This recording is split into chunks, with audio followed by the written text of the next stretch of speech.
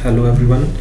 Last lecture में हमने impedance के बारे में जाना था, तो आज हम उसको आगे कंटिन्यू करेंगे। मैं थोड़ा सा रिवाइज करवाता हूँ कि हमने लास्ट लेक्चर में देखा था कि एक हमारे पास लेट से एलआर सर्किट है, ठीक है। उसमें हमने ये एलआर सर्किट में ये ऐसी एक डायग्राम ड्रॉ की थी जिसमें ये आर माना गया और ये एक्सएल हमने कंसिडर किया था, और इसमें ये जो एंगल था, दिस एंगल, इसका रिजल्टेंट था जो this was impedance of the circuit, this was impedance of the circuit and this is XL square plus R square under the root and this angle was angle theta. अब ये जो theta angle है ये काफ़ी important रहता है, हम आगे जाके इसको स्टडी करेंगे, ठीक है।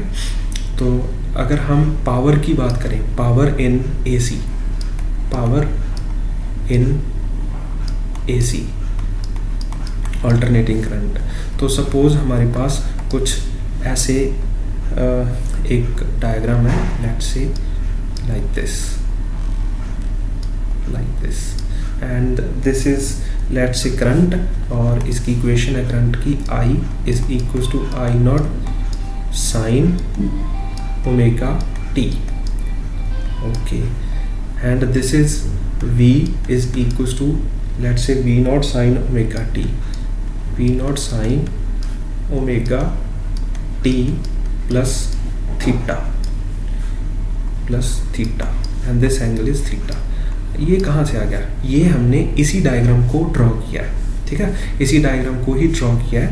जैसे मान लीजिए ये था, ये रेजिस्टेंस के अक्रॉस हमने ऐसे करंट ड्रॉ किया है and this impedance is along this, और ये एंगल जो थीटा है इसी को हम करंट और वोल्टेज में भी ड्रॉ कर सकते हैं। तो हमें ये, अगर ये थीटा पॉजिटिव है तो इसका मतलब है कि वोल्टेज लीड कर रहा है इससे, तो इसका मतलब ये एलआर सर्किट है। If theta is negative, if theta is negative then it's RC circuit, इसका मतलब है कि वो वोल्टेज लैग कर रही है। तो हमें पता है लास्ट लेक्चर में हमने ये देखा था कि ऐसी होती हैं चीज़ें। तो सपोज ये थीटा डिपेंड करेगा सर्किट के ऊपर कि ये एलआर सर्किट है कि आरसी सर्किट है। लेट्स सपोज कि ऐसा है, ठीक है। हमारे पास अगर हम पावर लिखेंगे तो पावर होती है मेरे पास P is equal to V I, voltage into current. तो V है मेरे पास V not sine omega t plus theta. ये थीटा जो है ये यही एंगल है थीटा, ठीक है, जो वोल्टेज और करंट में ये एंगल है। This can B positive, this can B negative depending upon the circuit, into I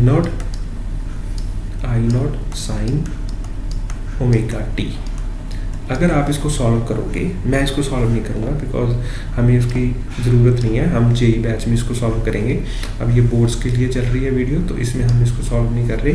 तो इसका जो आंसर आएगा that will be equals to power is equals to V not into I not into cos theta by 2। ये जो cos theta है, this is very important term, this cos theta is called power factor and this is very important, power factor। अगर आप इस diagram में देखने जाओगे what is cos theta, तो cos थीटा होता है adjacent side by hypotenuse. cos theta is equals to cos theta power factor is equals to r by hypotenuse is z, तो ये r बाई जेड रहता है। This is called power factor. तो हमें इसके बारे में पता होना चाहिए, बोर्ड्स में ये काफ़ी पूछा जाता है, what is cos theta is r by Z, ठीक है।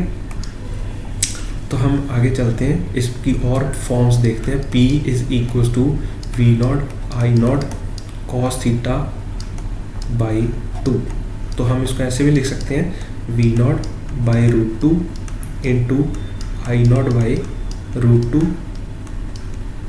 Into cos theta, and this can be written like this. V not by root 2 हमें पता है this is V R M S I R M S into cos theta, और हमें पता है कि V is equals to V not is equals to I not Z, किसी भी LR सीरीज सर्किट में ये चीज़ रहती है। ओके, तो हम इसको ऐसे भी यूज़ कर सकते हैं, यहाँ पे V, इसको हम ऐसे भी लिख सकते हैं, VRMS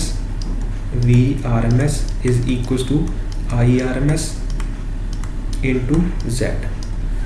ठीक है, तो यहाँ पे हम इसको यूज़ कर सकते हैं, VRMS की जगह हम लिखेंगे IRMS इंटू Z, तो मेरे पास आ जाएगा IRMS square into Z into cos theta. This is another form of power. और यहाँ से आप देख सकते हो कि अगर मैं IRMS की वैल्यू प्लग कर दूंगा तो I will be left with V square RMS Z by cos theta. और इसको पावर को ऐसे लिख सकते हैं, VRMS IRMS into cos theta is R by Z. तो these all terms belongs to this power। ऐसे भी हम ऐसे भी लिख सकते हैं पावर को, ऐसे भी लिख सकते हैं, ऐसे भी लिख सकते हैं, ऐसे भी लिखा जा सकता है, ऐसे भी लिखा जा सकता है, ऐसे भी लिखा जा सकता है। This is very very very important term cos theta, this is called power factor. और ये डिपेंड करेगा डिफरेंट सर्किट्स के ऊपर कि ये कितनी वैल्यू आती है। लेट्स हम एक एग्जांपल सॉल्व करते हैं। लेट्स से दिस, इसमें हम डिफरेंट चीज़ें फाइंड करने की कोशिश करेंगे। तो इसमें अगर आपसे कोई पूछे व्हाट इज़ E0, तो इसकी वैल्यू है peak value of this is 20। अगर आपसे पूछा जाए व्हाट इज़ ERMS, तो ERMS है मेरे पास 20/√2। इसको अगर आप इसको और फॉर्म में लिख सकते हैं, 2 से मल्टीप्लाई कर दो, 2 से डिवाइड, दिस विल बी 10। और इसको आप ऐसे भी लिख सकते हो 10/√2। This is ERMS value. ठीक है, इसमें आपसे पूछा जा सकता है व्हाट इज़ पावर फैक्टर। तो पावर फैक्टर कैसे लिखोगे आप इसका, हम ऐसे करंट को ड्रॉ करेंगे, दिस इज़ 3, ऐसे XC को ड्रॉ करेंगे क्योंकि वोल्टेज में ये पीछे चलता है, दिस इज़ 4, और यहाँ पे इनका रिजल्टेंट आ जाएगा। What we are going to solve, what we are trying to solve is impedance of the circuit. So this will be, this is theta and this is Z impedance. अगर आप इसको solve करोगे √3 square plus 4 square and this comes out to be 5। तो जो Z है इस circuit की, impedance है सर्किट की, इम्पीडेंस ऐसे बहुत आसानी से हम इम्पीडेंस निकाल सकते हैं। Impedance of the circuit is 5, ठीक है, 5 ओम। ओके, ये चीज़ पता चल गई। What is power factor of this question, what is the power factor of this question. Power factor हम लिखेंगे, power factor is R by Z।